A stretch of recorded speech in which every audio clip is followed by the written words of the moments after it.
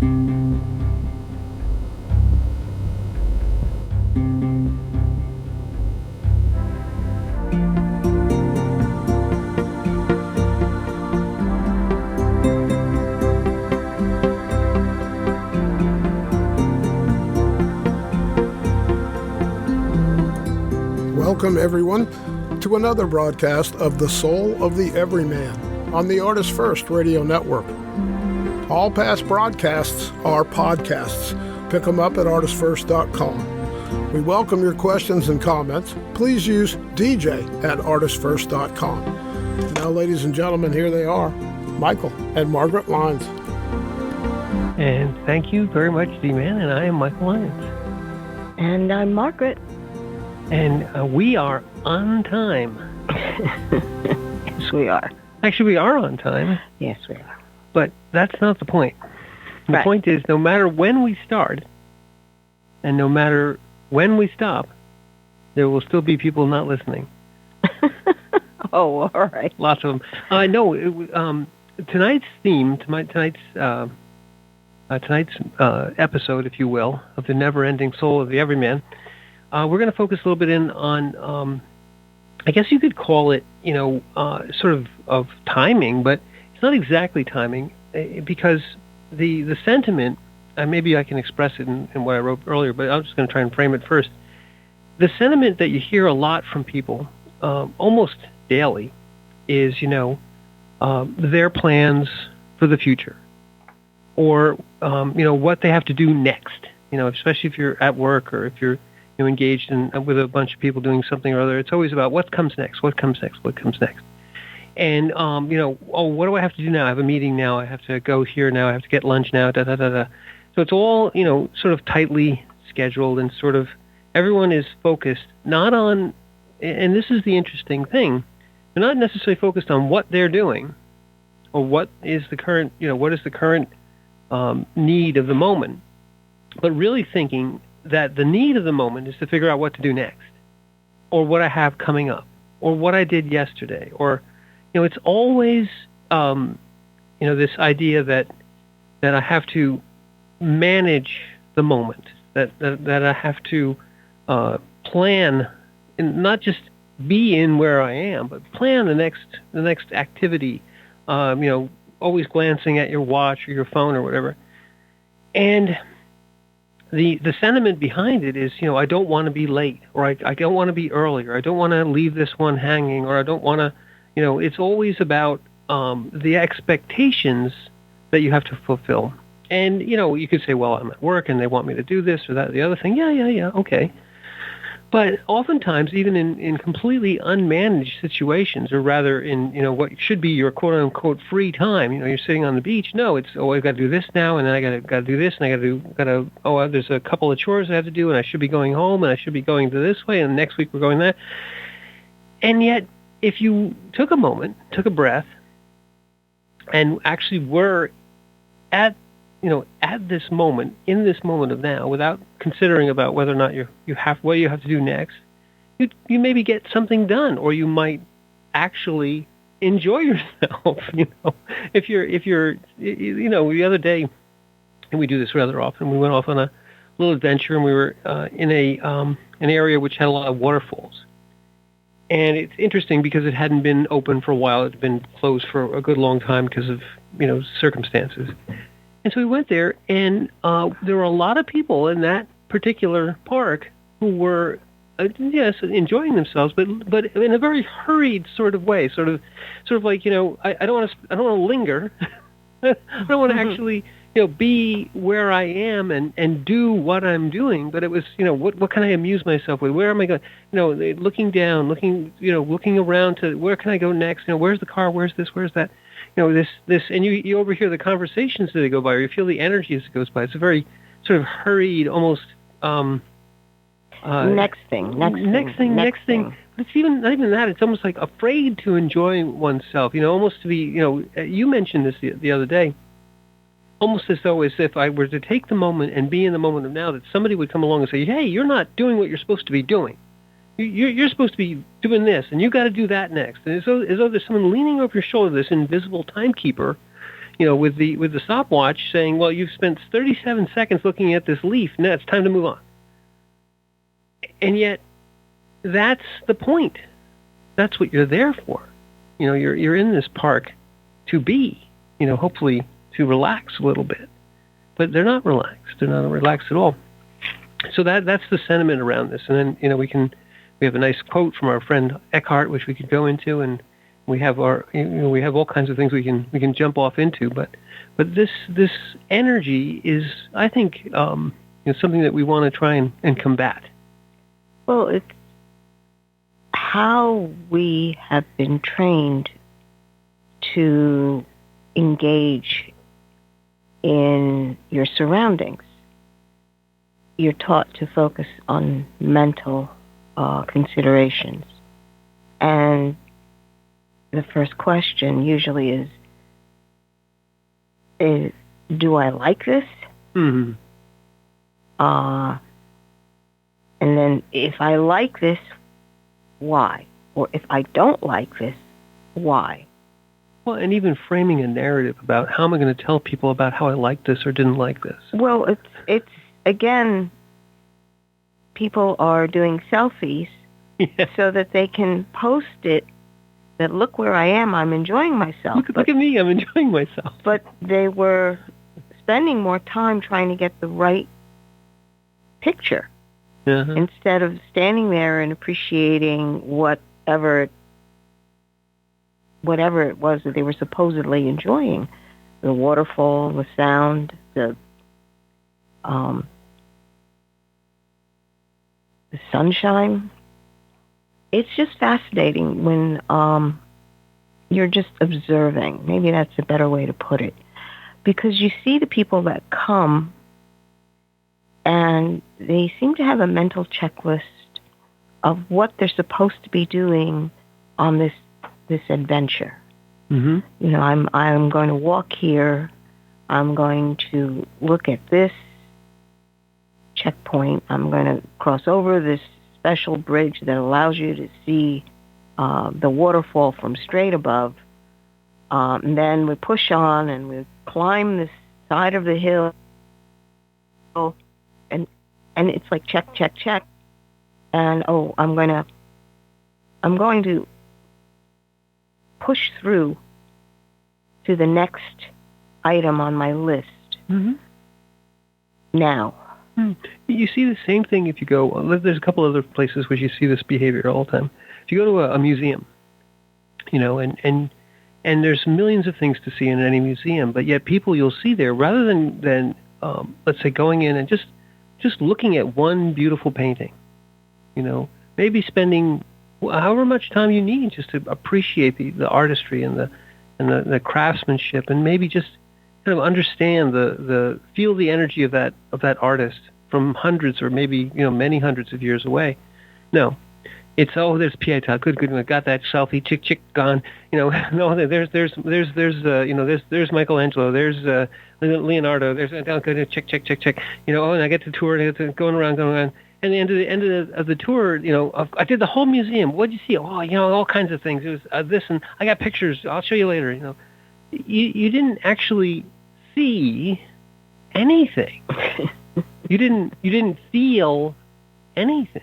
You see it also. If people go to a zoo or a place like a wildlife type of thing, and you're going there to see the animals, or to experience just walking through this vast sort of cultured wilderness, if you will. And yet it's one to the next to the next to the next. Oh, lions, tigers, bears. Oh my, and selfie. So again, this picture, and what facilitates this to the nth degree are the phones. Yeah. Because you can narrate and picture or rather take photographs of you in every situation. And I'm with my friend. I'm with this. I'm with this. Look at the monkeys. And in all of those instances, you're not seeing, you're not experiencing, you're not looking at the animal, or looking at the painting, or looking at the waterfall, or anything. You're even not even feeling the sun on your face, the ground under your feet, smelling the sense of the various trees in the woods or whatever, the flowers. The old saying, "Stop and smell the flowers." You're not stopping and smelling the flowers even. You're taking a selfie of yourself smelling the flowers without smelling them. So this sort of mental scheduled life without anybody. Like I said before, yes, I'm at work, I got to do things. Nobody's telling you to go to the next animal, but yet you feel like you should. Oh, I shouldn't stand here too long. Why not? Why not? Well, people also, especially at work, if you're standing around, people are thinking, oh, well, maybe you're not doing work. Well, so-and-so's not doing anything. Right. It's an interesting self-narrative that seems to go on, where you've inserted yourself into this framework, just like a picture. And it's got to be thus and so. It's got to look a certain way. It's got to communicate what I want it to communicate. I mean, in essence, that's what people do all the time when they're in mainstream social situations, whether it's work or in the marketplace, or there's a certain presentation that they give, and that has when you think of you're doing a presentation of yourself to the outside world, you have to have a framework that you're going to be working in, and that's always interesting because that framework is, as we said, it could be work, it could be shopping, it could be museum, it could be a soccer field. But there's a certain presentation that people have a tendency to almost scroll by and say, okay, oh, here. Now I'm a soccer teacher. Or a soccer coach. And then there's this whole skill set, vocabulary, certain actions, movements that you have to do, eye contact, speech, vocabulary in terms of speaking to another person. It's fascinating because really the social media explosion has rendered this tendency down to a screen. Right. It's almost like a shorthand for what people normally do. And you take a step back and realize, well, that's the image that's projected on the screen. But who is observing the screen? Have you come back to recognize the being that is observing it as well as creating it? That space in between is usually almost non-existent because people are identifying with the image on the screen. This is what I created. This is who I am. This is me. Yeah. And it's not. No. What you said before, it was just occurred to me, but I wanted you to finish, that if you look at people in these particular situations, whatever they are, they're actually playing a role, unconsciously playing a role, but consciously, if you will, in sort of self-consciously, in another way of using the word, playing a role. They're fitting themselves in, and it's as though there's an unseen director or an unseen narrator in the back of their head. Well, this is what you should do when you're playing the role of the soccer coach or of the museum attendee. And they also have this, what goes along with it is that you're being directed by the director, you're being observed by some sort of unseen audience, and you are the main character. You are fitting yourself into the story that you're telling yourself, the role that you're playing. And there's all these expectations if I'm doing it right, and if you make a faux pas, if you somehow step out of character, there's somebody in the back of your head says, cut. You're doing it wrong. No. I'd say, hang on a second. We got to reposition. We got to do this. Oh yeah, okay, right, got it. Okay, action. And that is way before current social media, but it's this idea of living in not the moment, but living in the script of the moment that you're carrying around in your head, where you are the main character playing the role. And it's interesting to watch people, and I know you've seen this, and I'll just describe it. If you get them to switch roles, if you get them to become present in the moment, because all of a sudden you see them drop the script.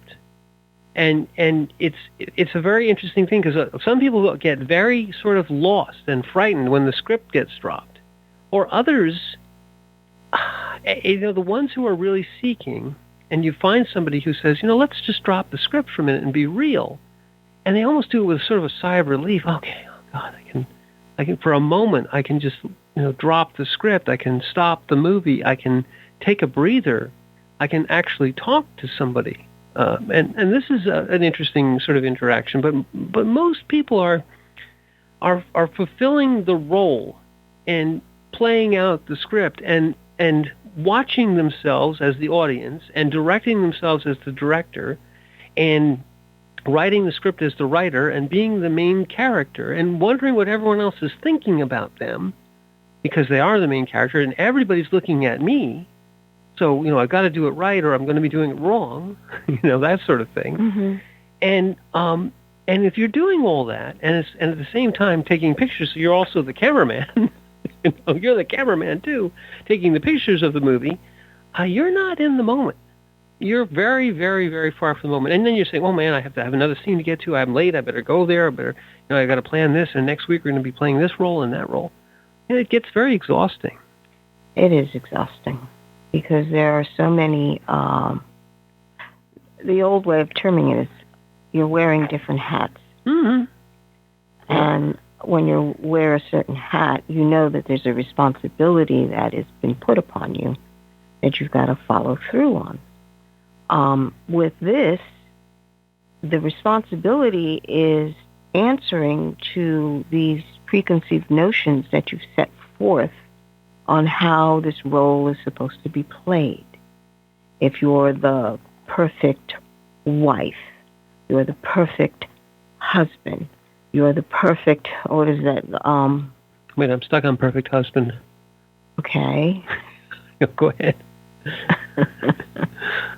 If you have decided that if I'm the perfect student, then I've got to do it this way. Mm-hmm. You make rules up if you think about it. Or you adopt the rules which you think have been given to you. Right. And so if you accept them, what that does is creates this framework that you have to stay in. Mm-hmm. And staying in a framework is pressure. You're pressured constantly from different sides according to the framework that you have embraced. And it's very interesting because if you can think of it in terms of your two hands are reaching out and taking that frame and putting it on you. Mm. And that pressure, you can't move too far away because you have to stay in frame. Literally. And if you think about it, you're the one who's actually holding the frame. You can remove yourself from it at any point. Mm. But you see people drive themselves bananas because they absolutely feel that they should be in this frame. And frankly, when you look at that frame, sometimes you look at it and you're like, that frame's too small for you. You're trying to shove your face into this teeny tiny frame. Mm. But it's also, if you try to tell them that, as I mentioned before, if you get them to drop the script or in essence say, climb out of the frame, oh, fear. Oh, what will I do? Who am I? And so they resist. If people in this mode resist.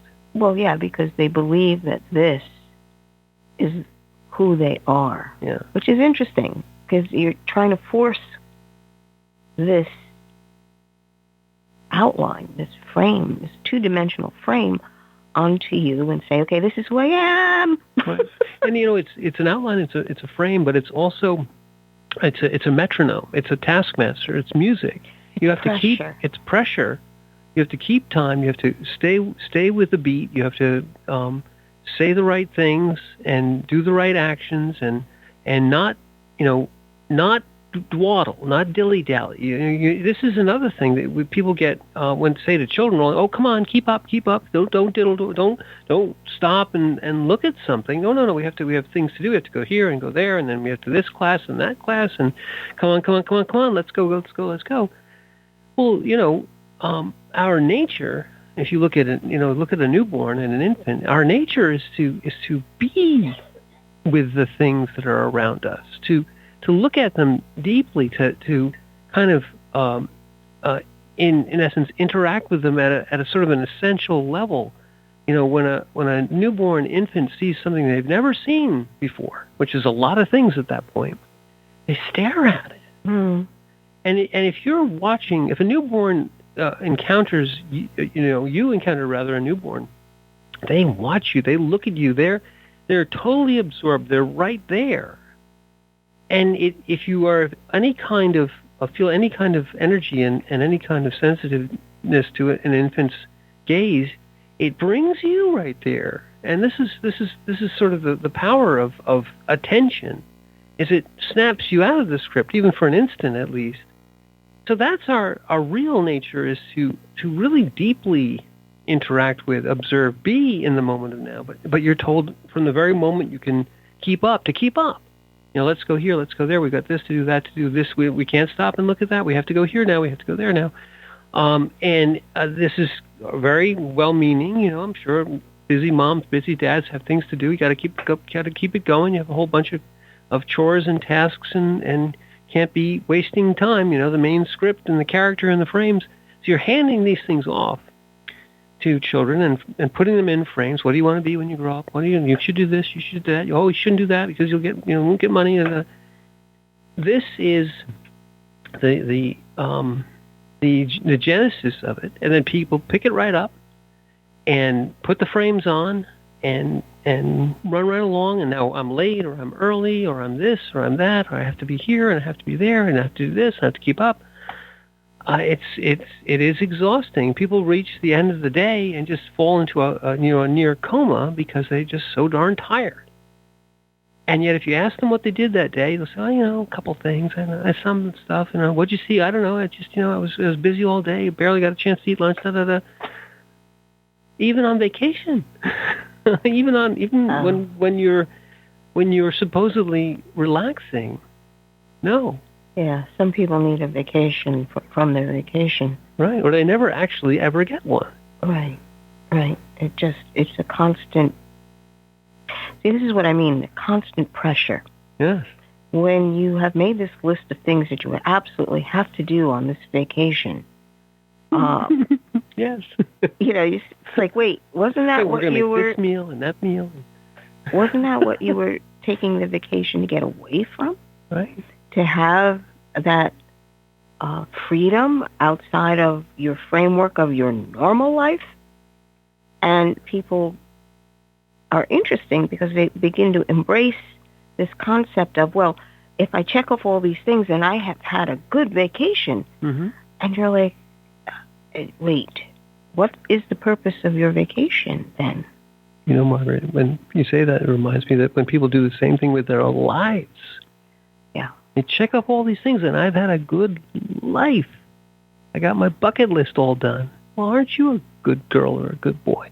You haven't had a good life, though, because you barely lived. You have had a good dream, maybe. Yeah.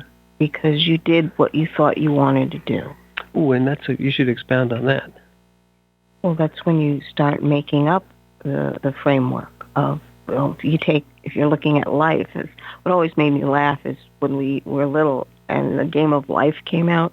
Oh, yeah. I think that's still available somehow. Of course, yes. But I still remember people turning around going, you can't make life a game. And I sat there, I was like, isn't that what you're doing? I mean, as a child, you see that the adults are doing this. when you read all those little instructions on each marker part on the board. You stop here, you get married, and then suddenly you spin the wheel, and how many children do you have to put in the car? Right. Yeah, sometimes you have to pile them up in the car. Yeah, you need another car. I need a station wagon because I got too many damn kids. Or what was it, the life path? I thought was hilarious because you could just go through like you can go through the college path, right? Or you can go to the, and then also those decision paths when you're getting towards the end, the retirement home and. Right, or do you go to Millionaire Acres or the poorhouse, or whatever the heck it is? It's just, you look at that and you realize, that this is a human construct right here, this game of life. You can't get a better analogy for what people do. And the interesting thing is, does it tap you on the head to say, is this all you really want to do? Mm-hmm. Because when you read all that stuff, it's like, meh.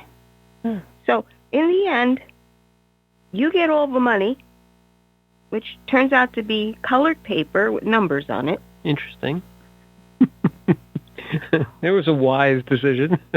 Or, not. Did you enjoy it? Did you, what? It's very funny. It was just a memory that I remember having. There's an interesting thing that you could make a game of real, a game of life, a game of now.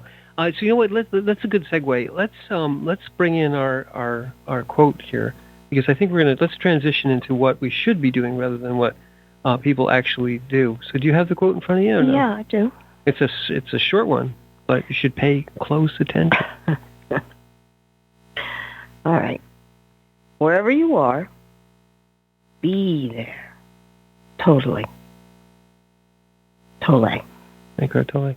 And so it's very short, but it really encapsulates, sort of the antithesis of this managed, directed, scripted, filmed, and breathless, endless, sort of exhausting what people call life, or the game of life, or the life that they're playing, which is a game. So wherever you are, and the you here is, the just the physical body, wherever you are, be there. Now the be there, the verb of being, to be, which can also be expressed as I am. I am there. Totally. And I am, of course, is the famous, or at least the eponymous way that the God of the Old Testament referred to himself when he introduced himself to Moses. I am who am. That is a succinct statement of what we are all called to be as emanations of Source. Be there. I am there. And all things aside, all the narratives and all the other stuff we've been talking about for the last half hour aside, there's really nowhere else you can be. No matter what you think, and this is, Margaret said earlier, no matter what you think you're doing, or what you think you should be doing, or what you think you should be doing, you're being there. And what you're instead of realizing, so there's two different things. You can't help being there. You're actually there no matter what, no matter all the narratives and every other blessed thing, all the selfies. You're still just being there in that moment of now, unconsciously. You're there. You can't be anywhere else. You can fantasize and talk to yourself and talk to the main character and the narrative and all. No, but you're actually being there no matter what. So to be there totally is to be there in awareness. You have to be aware. You have to realize that you're there. And if you see an infant, a newborn or a young infant, they're effortlessly being there. There was a wonderful movie, Chauncey Gardner. It was called Being There with Peter Sellers. I recommend it highly. We're not going to talk about it. But the point of being there, of all of us being there, is that in that moment, which you cannot escape. No matter what you think whatever think you're doing, you're not doing that. You're doing that. You're doing the being there. In that moment, if you are aware of being there, if you're just there, aware, totally aware, then you are the infant. You are the being observing the now. And you don't have to just be a Buddha on a rock with your legs crossed. No. You can do all kinds of things. You can do everything. You can appear to the outside world to be doing all the things that you were doing before. The difference is that you're aware that you're doing the things that you were doing before. You're not narrating your life as you walk through the park. You're being in the park. You're in the moment of watching the waterfall. You're looking for rainbows. You're pleased at the shimmer of the water on the lake. You're smelling the scent of cedar trees or fresh earth. And you're not even telling yourself, oh, that's fresh earth and that's water shimmer and that's a blue sky and there's a birdie. No. If you're really being there, you don't have to tell yourself you're there. You're just there. You're aware. And you might say, oh, look to the person next to you. Look, I see, I don't know, a goldfinch or something. And they say, oh, and I see this. So now, yes, you are talking to each other. You're allowed to do that. You don't have to be in this Buddha, I must not speak or I lose the awareness of now. No, you just have to be aware of the presence beside you, of all those around you. And you know what? As you're aware of all those around you and the presence beside you and all the things that are happening all at once, you're being there. And and people walk by and you can hear the voices in their head telling them they shouldn't be here, and it's very loud sometimes. And you just look and you let them walk by and just watch them as you're being there, and they're walking by, and they kind of walk in the distance, softer and softer. And you look at the presence next to you and go, man, they're, you just give them a look. And, gee, they're noisy. They're noisy, but yet you're aware that you were being there, even in the most distracting, chaotic cacophony of circumstances. You can be there, even in the most dire, what would be considered just the your moments from destruction, perhaps, or just you're facing very, very severe consequences, maybe facing your ultimate demise. You're there because that's the moment of now, and if you're aware of it, it's very interesting. It's something that you have to experience, but I will say that it doesn't matter. It does matter, but it doesn't matter in the sense that you aren't... Okay, what doesn't matter is you're not telling yourself a story. You're not doing what Margaret said earlier, but I don't like this, I like this. I'm taking a picture of myself. Oh, look at me, I'm having a horrible time. No.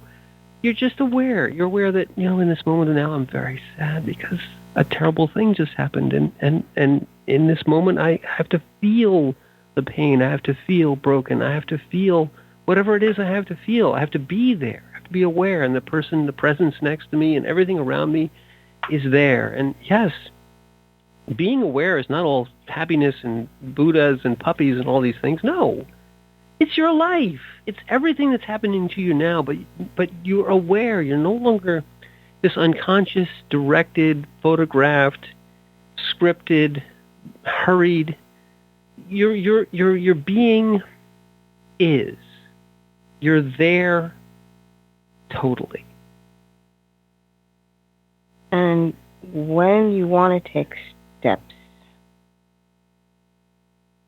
to become aware of what you're doing in the moment, because a lot of people, they're just going, well, I'm doing it this way. Why are you stopping and saying, well, why are you doing it that way? Well, we've always done it this way. Or this is what I always do. This is my habit. Like, that's the first step. Being completely honest with yourself. Completely honest with yourself, saying, I do this because that's what I'm used to doing. And which is perfectly fine. If you are comfortable in continuing in that way, more power to you. If you come to a point where you realize, well, I'm doing this repeatedly, why? You know that question sometimes you wind up asking. Why is this problem coming back to me? Didn't I take care of that a while ago? But here it is again. Same problem. Right. And it's that begins to motivate you to say, I don't want to deal with this problem again. This needs to change. And in that moment, you choose change instead of what I've always done. Mm-hmm. If you choose change, it shifts your perspective. Like, okay, I'm not doing what I've always done. It takes your eyes out of that well-worn path. Mm-hmm. And you stop and you look and look honestly around you, truthfully around you. What am I seeing? Without putting any kind of spin on it. What is this? Because I don't want to go and do that again. What is unfolding in front of me? And to look at it dispassionately. Like, oh, wait a minute. That attitude or phrase that I've been using has a different meaning for this other person.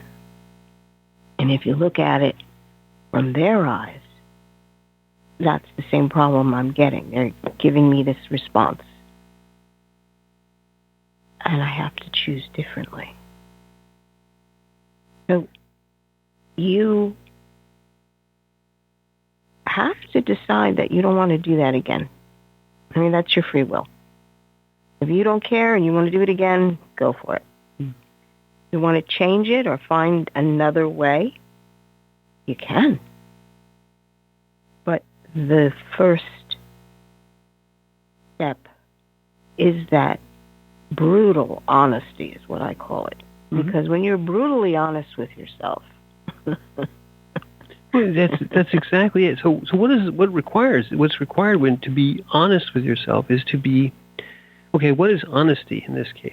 What people say, that just means you're a straight shooter or whatever. No, what we're really saying here is that the unconscious, I've always done it this way, is a shortcut. It's not only not honest, it's not anything. It's literally like it's a junk food of thought.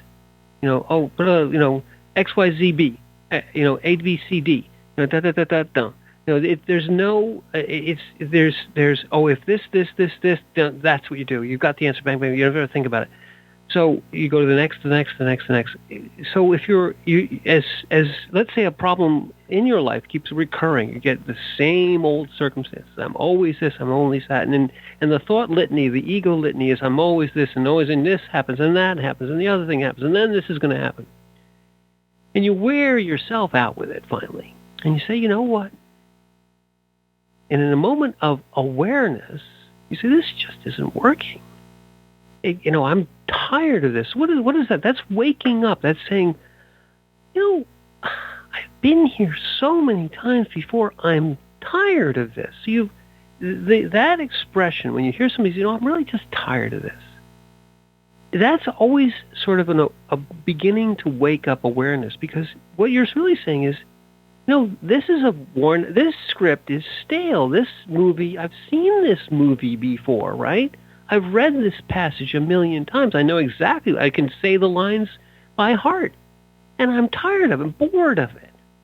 I wake up a little bit and say, I don't want to do this anymore. And the I there is more of an aware I. Because the next statement is, why is this happening? What could I possibly do differently? Let me look at it. Let me become more aware. Wake up a little bit more and honestly look and say, well, it's, as Margaret just said, it's not, the ego says it's all their fault. Oh, they're always out to get you. They're tells you all these things, and then go on to the next thing, If you really are brutally honest with yourself, maybe it's, this perish the thought, but maybe it's me. Maybe it's something that I've been doing. Maybe it's this I always do it the same way. We always have done it this way. Mm-hmm. Well, as Einstein or somebody said once a long time ago, insanity is doing the same thing over and over again and expecting different results. In this case, you become aware. This tiny part of you wakes up and says, I'm tired of this. I've had enough. And then usually what you say, I have to choose differently. What does that mean? That awareness has risen up through this endless cycle of I'm just tired of this. And with it, free will. With it, awareness, with observation, with choice. And you say, I'm going to make a change. That's a sleepy, groggy, ego pushing away, being sort of awareness in the moment and say, I'm going to do something different. And then the ego will come and say, well, suppose it goes wrong. It could go wrong. We should do it the right way. We should do the other way. And you have to literally push that away and say, I'm going to be a different person now. You choose. Now that's the beginning. Now you can make great strides that way, because what you're doing there is being in the moment. At least for that short period of time, you're being there. You're making a choice. Maybe you'll fall into other habits, but that awareness can also become a different kind of habit, to remain aware. And what unfortunately can help people lots of times is that the things that bother you continue to bother you, or other things, even more important things, more things that really bring you to the end of yourself, real hardship, real suffering, real real amounts of existential crises in your life can break you through. You don't have to go looking for them. They come. Mm-hmm. But the well-worn paths and the always do this and always do that can keep you in this stupor of never realizing and just going through them and suffering and suffering and suffering. But suddenly, sometime along the way, the ego finally cracks and the awareness rises as, I'm tired of suffering. I'm tired of doing the same thing over and over again and never being fulfilled or never realizing, what I think should be my birthright, my happiness, my beinghood. And you break through, and you find that you're being there in that moment of now and realizing that, yes, all this suffering brought me to this point. I'm starting to wake up. I'm starting to be aware. And to understand that you put yourself under pressure to do this. You decided that this is the right way to do it. It doesn't matter if you like it or not. You decided that this was the right way to do it. And usually what is the motivation of this is the right way to do it is, I'm afraid to be wrong. I mean, to identify those feelings of what is pushing you, again, pressuring you to fulfill this idea or this role. If you can be brutally honest with yourself and say, I'm afraid to be wrong, or I'm afraid to lose control. And most people say that, but do they honestly know what that means? What is this idea of control that you believe that you have? Control over what? To prevent what? Or to bring what into existence? You want control because you say, well, I want to be able to navigate my life. Chart my own destiny. To be successful, to be powerful, to be happy, to be... But how has that worked for you? I mean, we're talking brutal honesty with yourself. Have you really become happy over this? Successful? Is there a nice warm fuzzy feeling that you're getting because of whatever this thing that you were chasing and finally get? This is, I've always wanted to have a sports car or a bigger house or, this thing. And when you get it, or position. You get it. How am I feeling now? Do I feel empty? Was it worth it? Did you really evaluate it to figure out how much time, effort, and life force you poured into this to get to this goal? Did this define you? Do you feel like suddenly you're fulfilled? I'm fulfilled, and you feel like your hands had been grasping sand and it's slipping through your fingers. That brutal honesty and realizing that what you really want, something solid. How many times have you heard that phrase? I want something solid in my life, not this that just is vapor. Every time I go for it, it just dissipates in my hand. So realizing that pressure that you put yourself under to attain that goal, whatever it was,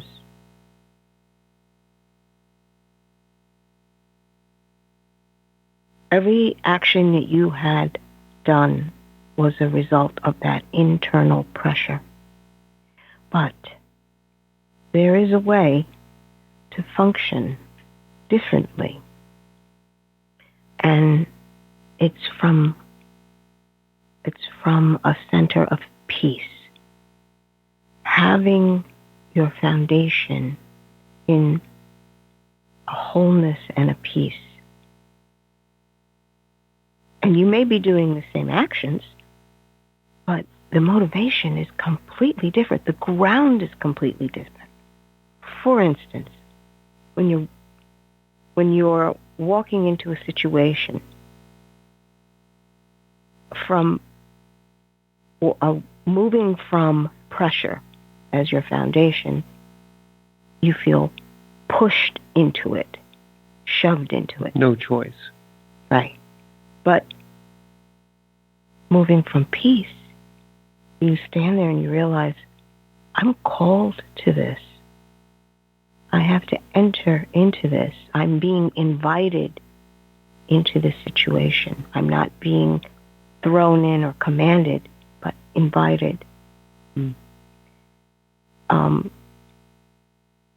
wind up doing certain things, but instead of doing it because you have to get somewhere or really do something,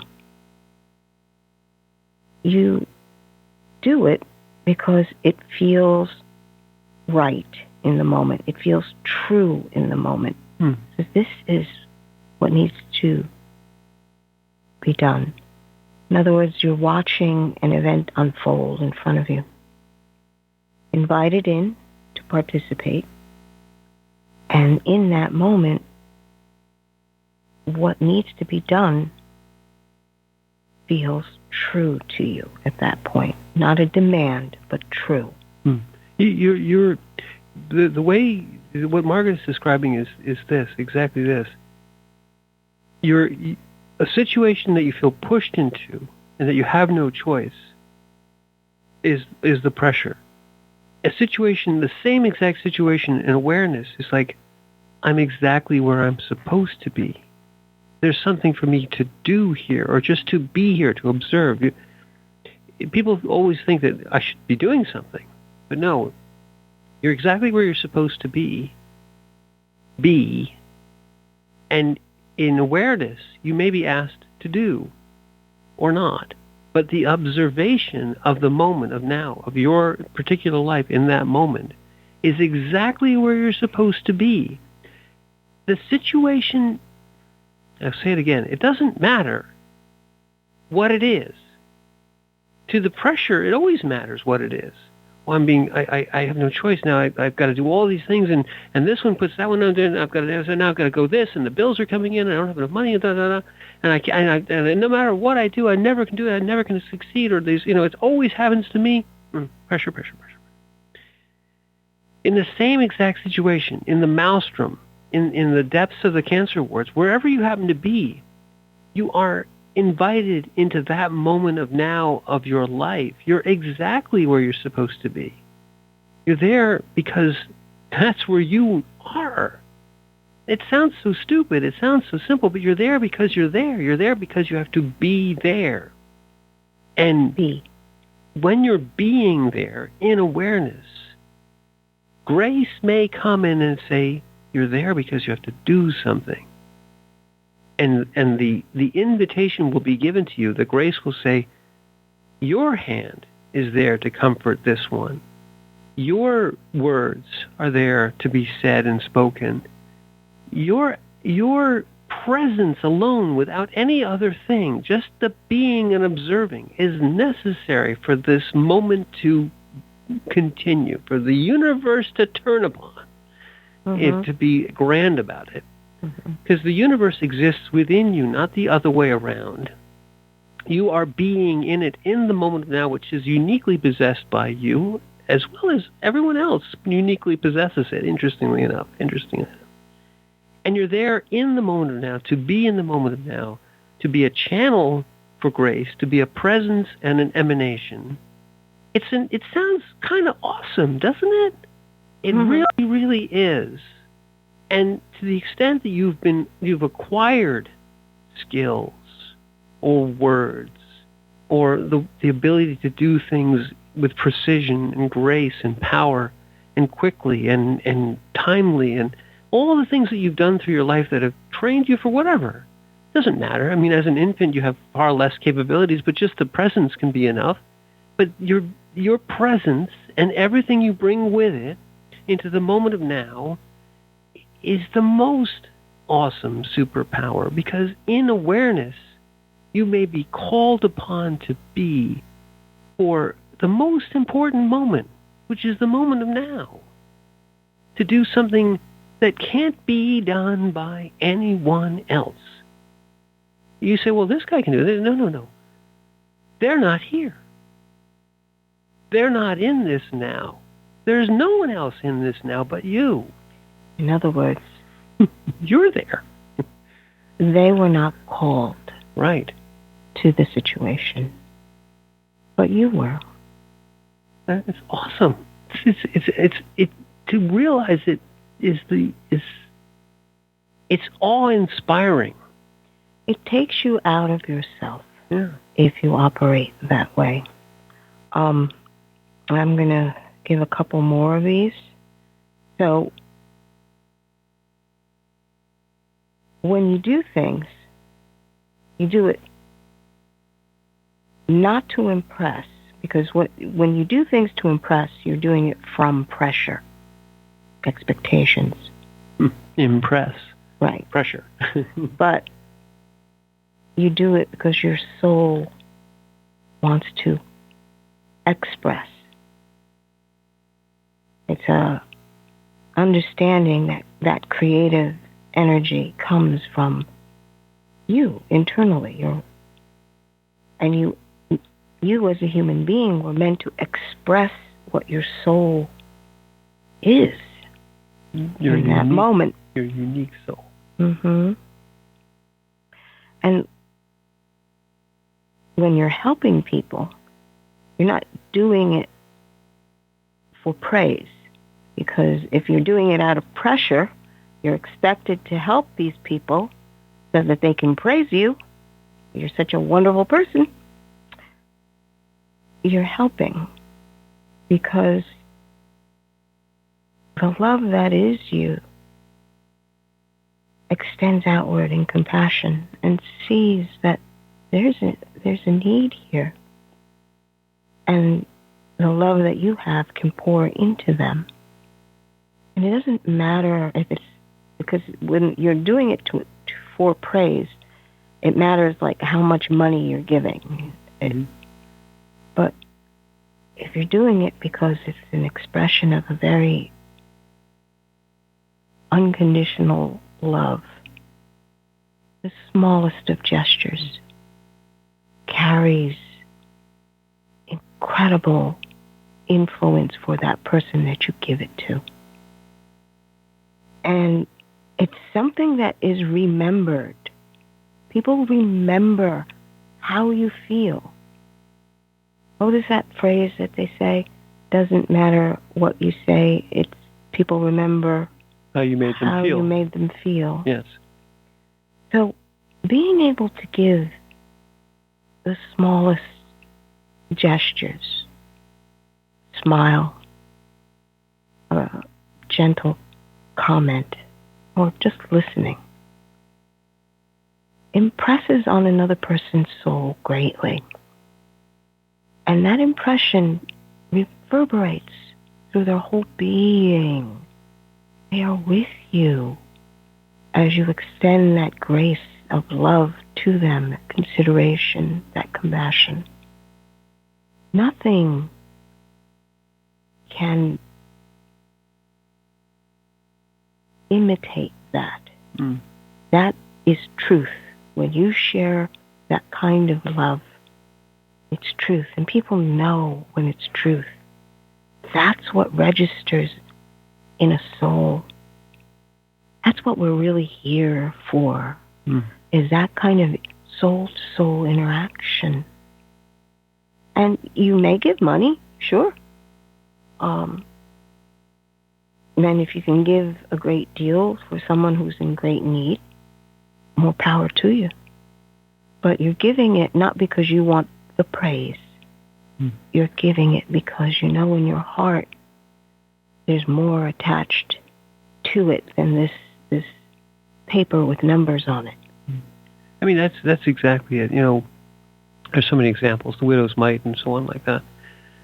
So the ego, the late early filmed persona, the scripted, says, oh, I have to give a lot. I have to give this. Or people are watching me, what I'm giving, all this stuff, and if I can't get, it's got to be a grand gesture. And then when the audience will clap and cheer when I give them the money, yeah, okay. But to be there totally, to be in the situation and realize that you're a presence, you're there to maybe just be a witness, but perhaps if there's an action, that thing that you do doesn't have to be counted. It doesn't have to be valued. It doesn't have to be discreetly, oh, there's 1,000. You give 1,000 of the things, and this one can only give one, so you're much better. No. You're there because you, the presence that is you, is uniquely called, and that whatever you can do in that moment of now will be told to you in a way, and then in presence and in awareness, you say, I'll pay all your bills. Or you say, all I can do is put my hand upon you and just be next to you. But it isn't, and I even said it wrong, all I can do. It's what I am called to do in the moment of now. And to fulfill that, to be in the moment of now totally, to be your presence with the other, to do what is you're exactly where you're supposed to be, doing exactly what you're supposed to do, then the gesture or the physical manifestation or whatever it is that you actually do is sort of secondary. It's the fact that you are doing it in presence and awareness because it needs to be done, and it needs to be done by you. You're fulfilling that moment of now with your presence and your being. It makes that impression. It goes right to the soul and the heart of the other because it's done emanation to emanation. It doesn't matter the vehicle. It doesn't matter that it's a cup of coffee or $1 million. It's that your emanation and the other are fulfilling the exact thing that needs to be done because you're there and they're there. And there's no audience. And there never was one. There's just a moment of now. And your being. Yes, the being state, the I am, the true divine. And most people, in their concept of what God is, I've had people say, oh, I don't believe God is a person. But it's fascinating to me because if you do not have any interaction with the love that is, you deny the divine spark that was given to you. You deny life itself.